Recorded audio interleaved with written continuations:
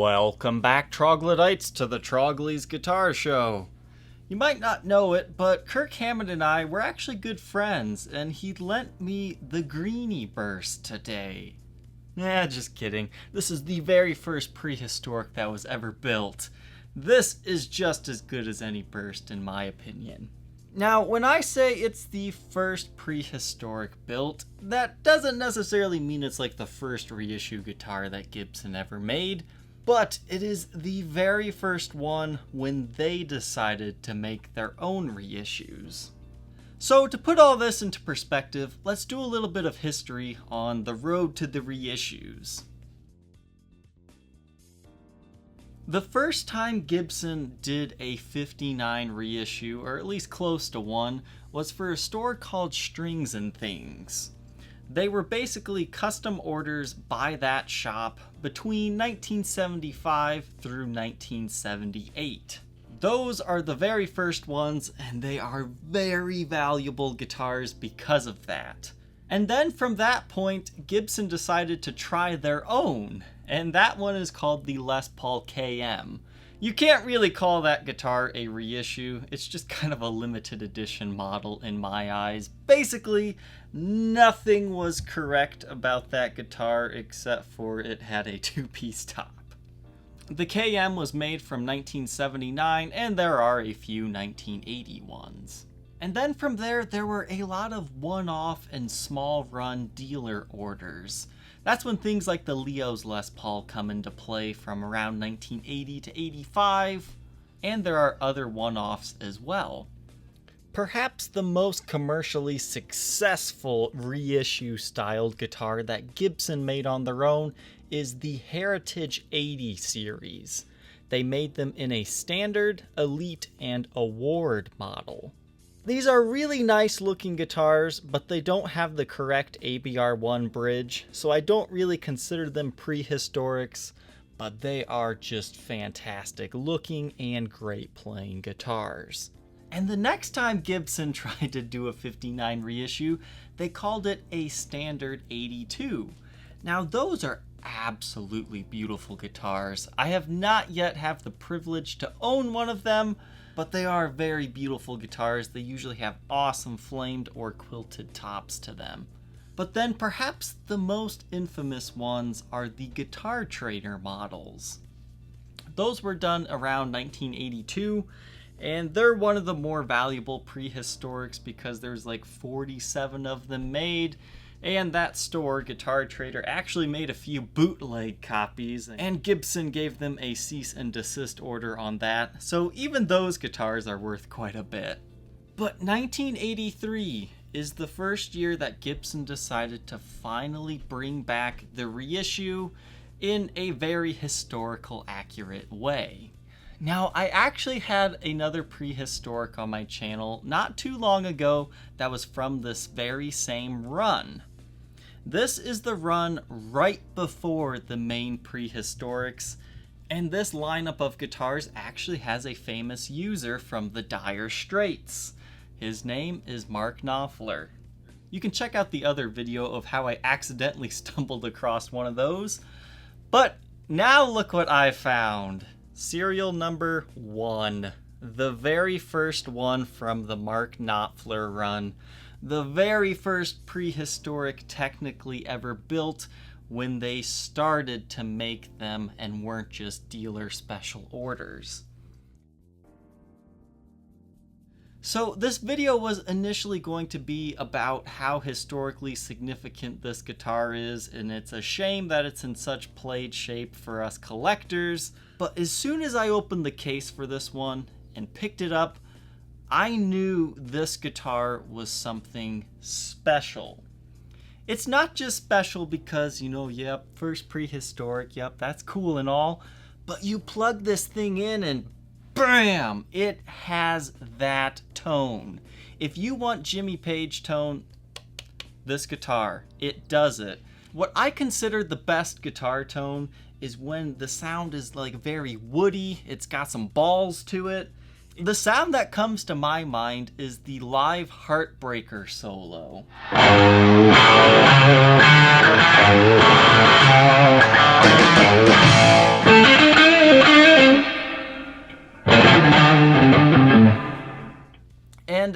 guitar has it. It has that exact sound. This thing is such a joy to play because I found myself just going, oh, well, that sounded like this song. Oh, well, this sounds like that song. It just kept inspiring me to play more and more and more. And the tone is just there. And not only does this guitar just have that tone, look at this thing. It's so beautiful. What I love about the pre-run of prehistorics, also known as the Knopfler run, is their flame tops are not tight flame. This one is actually more so a quilted top that has been like stretched out. This one really depends on what angle you view it at as to what it will look like. If you look at it sitting on the ground like this, you can see it like a quilt top. And if you look at it like this, it's more like a very active flame.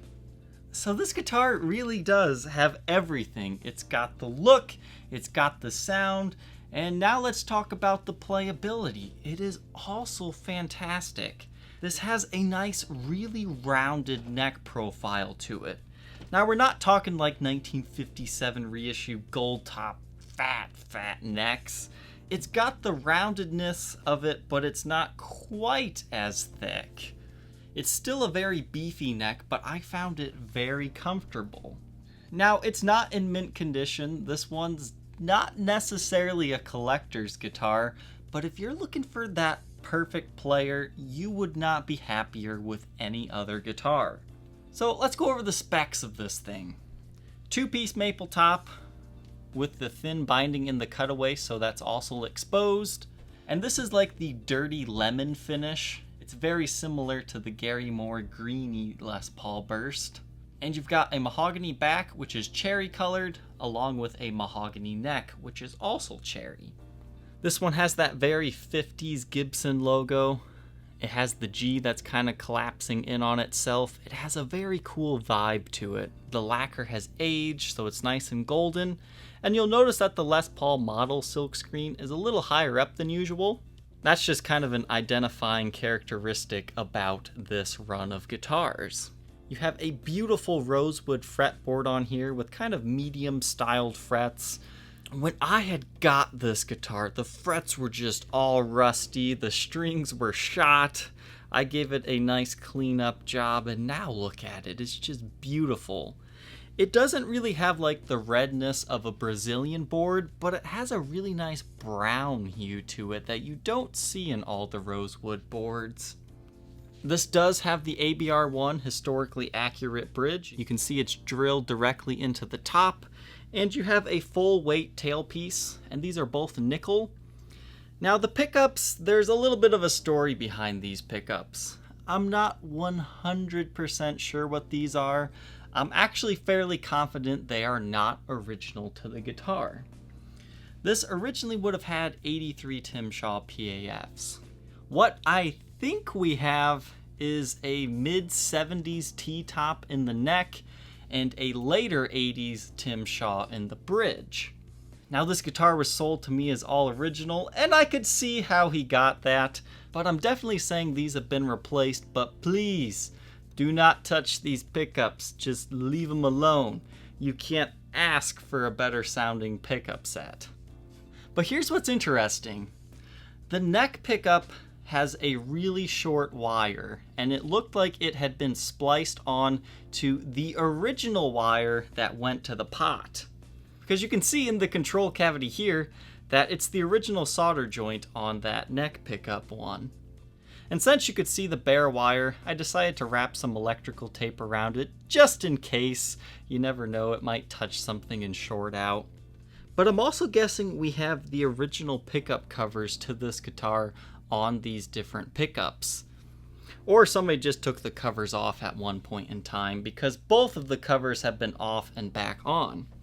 Now the pickups don't have the 83 date stamps on them, and this one really does look like a 1975 T-top to me.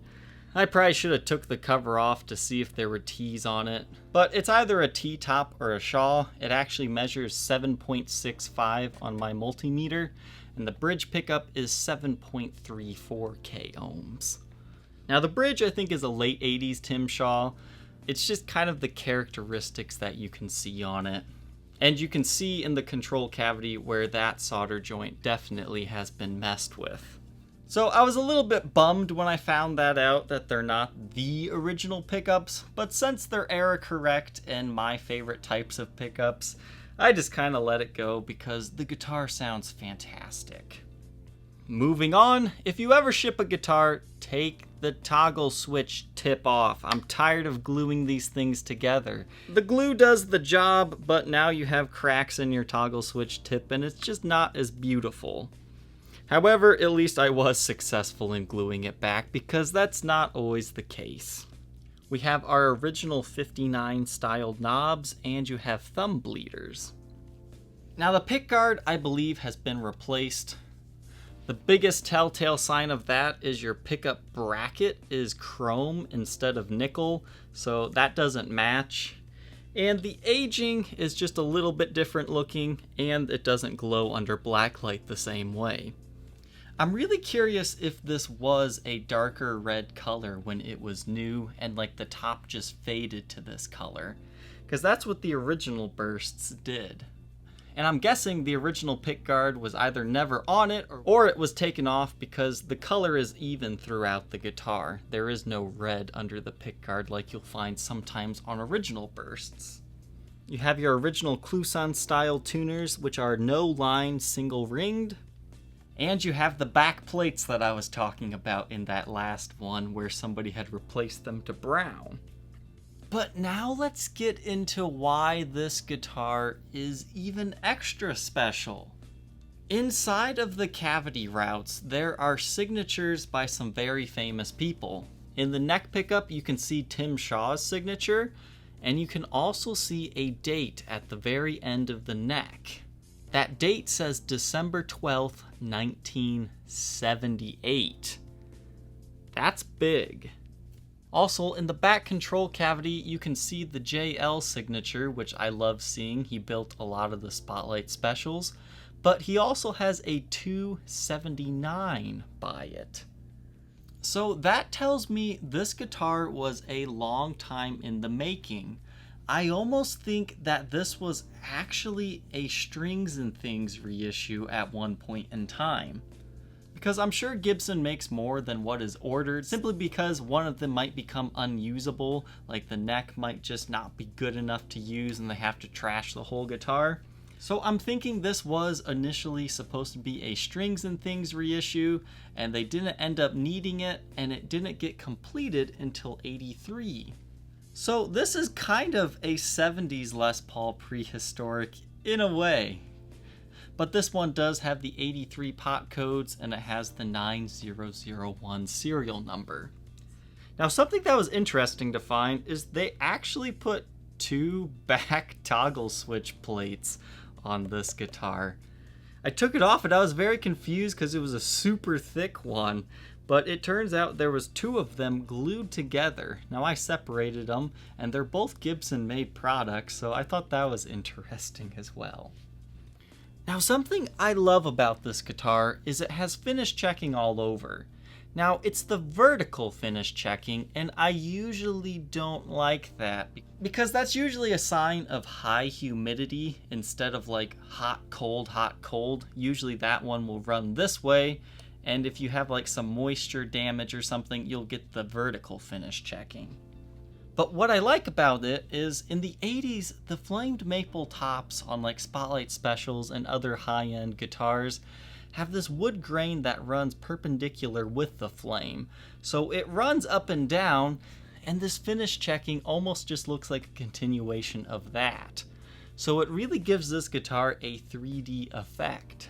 So now that we've learned a little bit about this very historically significant guitar, let's go ahead and hear how it sounds.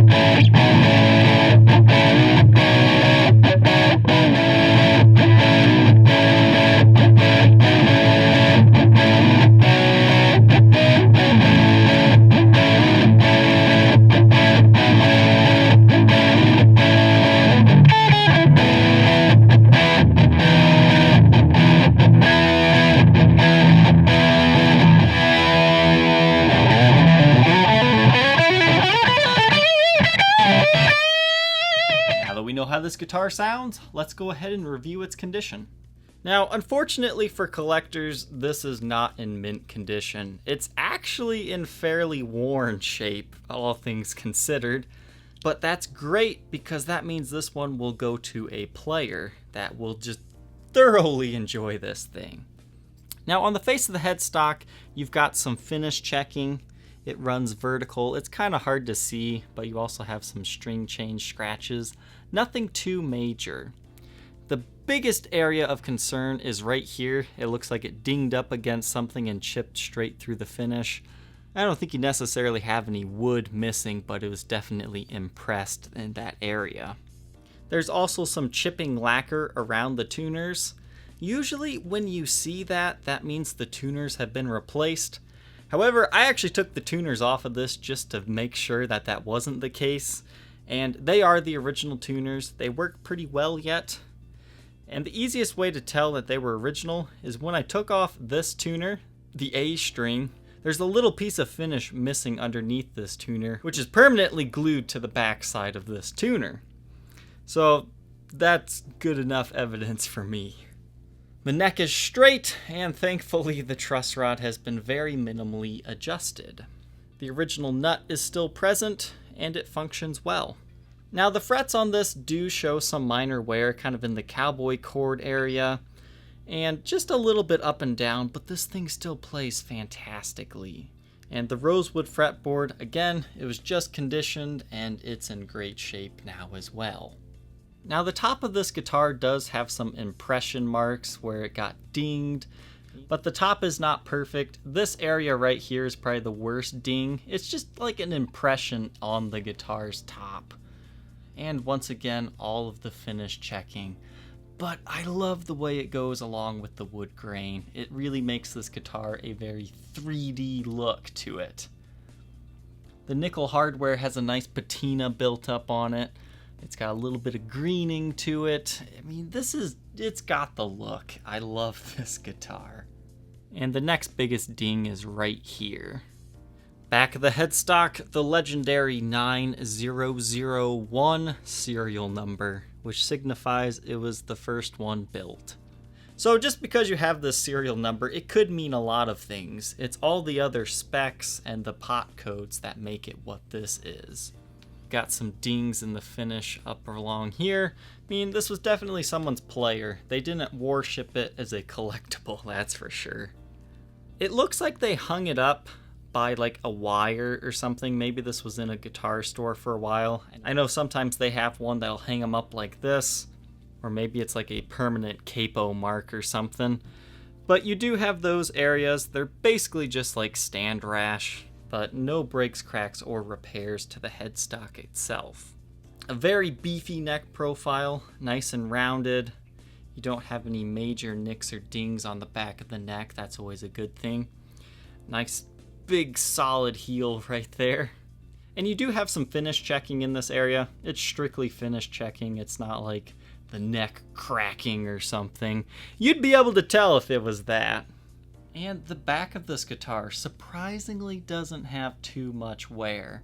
Now it's got some scratches and scuffs and a little bit of buckle marks, but I was honestly expecting a lot worse based on the rest of the condition of this guitar. I would say the worst thing is right here, you've got kind of a deeper scratch.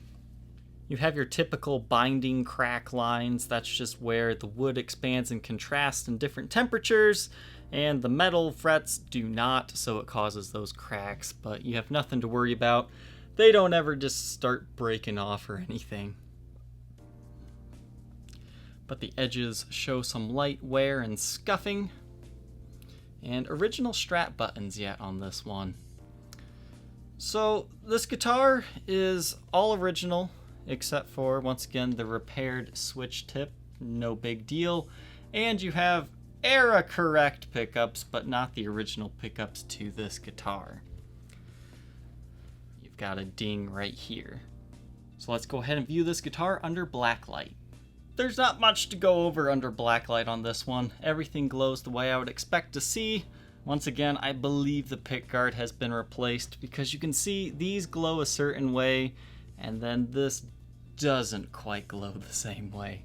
but you've got the original knobs there. Everything's looking good on this one. Take a look at the sides here. Once again, you just got some nicks and dings, but no finished touch-ups or anything major to go over.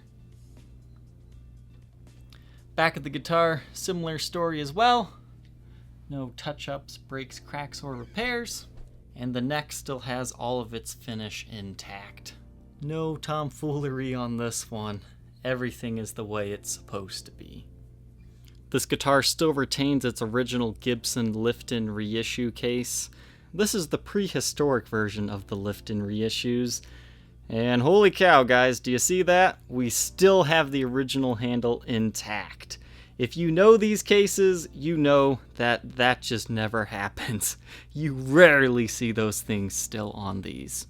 Now, this is the first time I've actually seen a locking combo lock on one of these, so it looks like they initially meant to put those on, but this must have been a shortly lived iteration.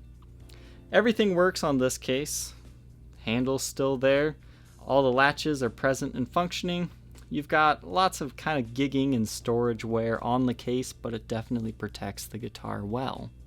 The interior is kind of a Barney purple color. Not quite pink, more so purple in my opinion, but again, they were going after that lift-in style. This one's actually got some nice padding left in it. Sometimes these will get worn down. And it does have the historically correct 1 neck rest, which isn't as superior as 2, but you also have a storage compartment. If you think you might be interested in being the next owner of this very historically significant first prehistoric reissue, as well as just about the best sounding Les Paul and playing guitar that I've had, feel free to contact me on my Facebook page, facebook.com/Troglys, Troglys. Thank you, Troglodytes, for tuning in. Don't forget to like, comment, and subscribe, and we will see you tomorrow on the next episode. Take care.